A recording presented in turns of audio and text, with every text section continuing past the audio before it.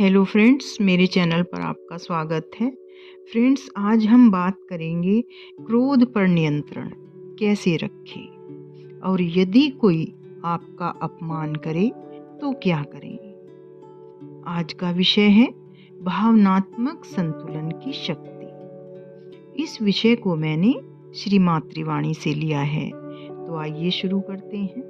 माताजी कहती हैं, सामाजिक संबंधों में एक बड़ी कमजोरी होती है, एक बहुत बड़ी कमजोरी, और इसीलिए वास्तव में व्यक्ति नाराज हो उठता है, उसमें बह जाता है और ऐसी चीजें कहता है जो नहीं कहनी चाहिए। लेकिन अगर व्यक्ति कमजोर न हो तो वह कभी उग्र न होगा। कमजोरी और उग्रता या हिंसा ऐसी चीजें हैं जो हमेशा साथ साथ चलती हैं। जो सचमुच बलवान है वह कभी उग्र नहीं होता। यह ऐसी बात है जिसे हमेशा याद रखना चाहिए। उग्रता या हिंसा हमेशा कहीं ना कहीं कमजोरी का लक्षण है। माताजी उदाहरण देकर समझाती हैं, तुम देखते हो कि उभरी हुई मांसपेशियों वाला एक व्यक्ति जो बहुत मजबूत है एक दूसरे व्यक्ति को अपनी पूरी शक्ति से गिरा देता है और लोग कहते हैं वह बहुत मजबूत है। यह सच नहीं है। उसमें मांसपेशियां हैं, परंतु वह नैतिक दृष्टि से बहुत कमजोर है। साधारणतः ऐसा ही होता है। व्यक्ति एक जगह मजबूत और दूसरी जगह कमजोर हो सकता है। लेकिन मैं कहती हूँ, और जिन लोगों ने जानवरों का अवलोकन किया है वे भी यही कहते हैं। उदाहरण के लिए, जो जानवर बहुत मजबूत होते हैं वे बड़े शांत होते हैं। स्वभावतः जब वे शिकार का पीछा करते हैं तो अपनी सारी ऊर्जा लगा देते हैं, परंतु यह उग्रता या हिंसा नहीं, ऊर्जा है। लेकिन अगर तुमने कभी सिंह को ऐसी अवस्था में देखा है जब उसे कुछ भी न करना हो, तब वह जरा भी नहीं चुलबुलाता। अगर वह बीमार हो तो वह बेचैन होता है, लेकिन अगर वह स्वस्थ हो और उसे कुछ न करना हो तो वह हिलेगा भी नहीं। वह बिल्कुल अचंचल रहेगा। वह एक संत जैसा दिखेगा। बेचैनी, उग्रता, क्रोध, ये सभी चीजें बिना अपवाद के दुर्बलता की सूचक हैं।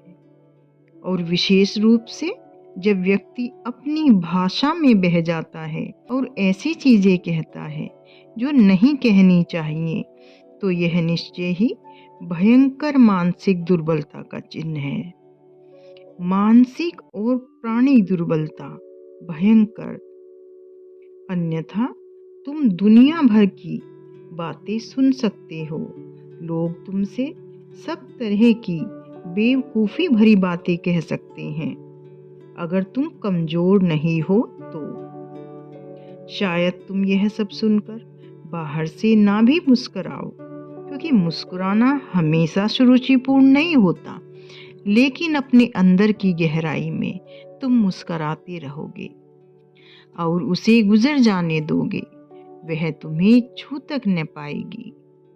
अगर तुम्हारे मन ने जैसा यहाँ कहा गया है वैसा शांत स्थिर होने की आदत डाल ली है और तुम्हें अपने अंदर सत्य का बोध प्राप्त है, तो तुम कुछ भी सुन सकते हो।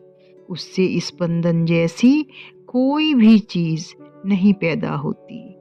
तुम्हारे अंदर सब कुछ अचंचल, स्थिर, शांत रहता है।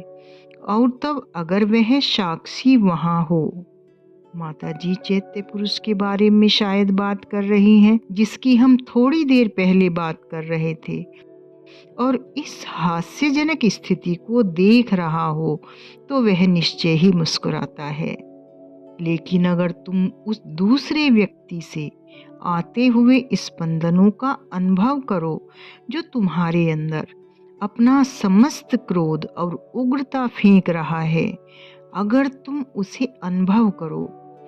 शुरू में ऐसा होता है और फिर तुम्हारे अंदर से अचानक प्रत्युत्तर उठता है, और फिर यदि तुम स्वयं क्रुद्ध हो उठते हो तो विश्वास रखो, तुम भी उसी व्यक्ति की तरह कमजोर हो।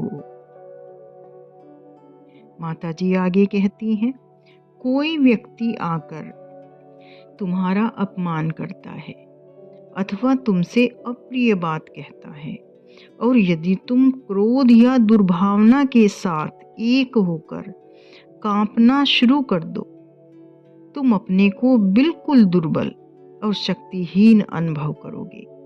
और इस प्रकार साधारणतः मनुष्य अपने को मूर्ख ही साबित करता है। परंतु यदि तुम अपने अंदर और विशेषकर अपने मस्तक में ऐसी पूर्ण अचलता बनाए रखने में सफल हो जाओ जो इन स्पंदनों को ग्रहण करना अस्वीकार करती है, तो फिर उसी समय तुम एक महान शक्ति का अनुभव करने लगते हो, और तब दूसरा व्यक्ति तुम्हें परेशान नहीं कर सकता। माताजी कहती हैं, यदि तुम बहुत ही शांत स्थिर बने रहो, यहाँ तक कि शरीर से भी, और जब तुम्हारे विरुद्ध कोई बल का प्रयोग करे तब भी तुम बहुत स्थिर, बहुत नीरव, एकदम अचल अटल बने रह सको, तो हाँ, उसमें एक ऐसी शक्ति होती है जो न केवल तुम्हारे ऊपर बल्कि दूसरे व्यक्ति के ऊपर भी प्रभाव डालती है। यदि तुम्हारे अंदर आंतरिक प्रत्युत्तर के ये सब प्रकंपन ना हो, यदि तुम अपने अंदर सर्वत्र पूर्ण रूप से अचल अटल बने रह सको, तो दूसरे व्यक्ति के ऊपर उसकी तत्काल क्रिया होती है। यह चीज तुम्हें अचलता की शक्ति का अंदाजा देती है, और यह एक बहुत आम तथ्य है जो हर रोज घट सकता है। यह कोई आध्यात्मिक जीवन की महान घटना नहीं है, यह महज बाहरी भौतिक जीवन की एक चीज है। माताजी कहती हैं, अचलता में एक प्रचंड शक्ति होती है, वह चाहे मानसिक अचलता, इंद्रिय अचलता या भौतिक अचलता ही क्यों न हो। यदि तुम एक दीवार की तरह बन सको, संपूर्ण रूप से गतिहीन, तो कुछ भी दूसरा व्यक्ति तुम्हारी ओर भेजेगा वह तत्काल उसी के ऊपर वापस जा गिरेगी, और उसकी क्रिया तत्काल होती है। यह अचलता हत्यारे के हथियार को भी रोक सकती है। माताजी कहती हैं, समझ रहे हो, उसमें इतनी अधिक शक्ति होती है। बस बात यह है कि तुम्हें ऐसा नहीं होना चाहिए कि ऊपर से तो अचंचल दिखाई दो और अंदर से खौलते रहो। मेरा मतलब उससे नहीं है, मेरा मतलब है पूर्ण अचलता से। फ्रेंड्स, आज के लिए बस इतना ही। मिलते हैं अगले वीडियो में एक अन्य विषय के साथ। जय श्री कृष्णा।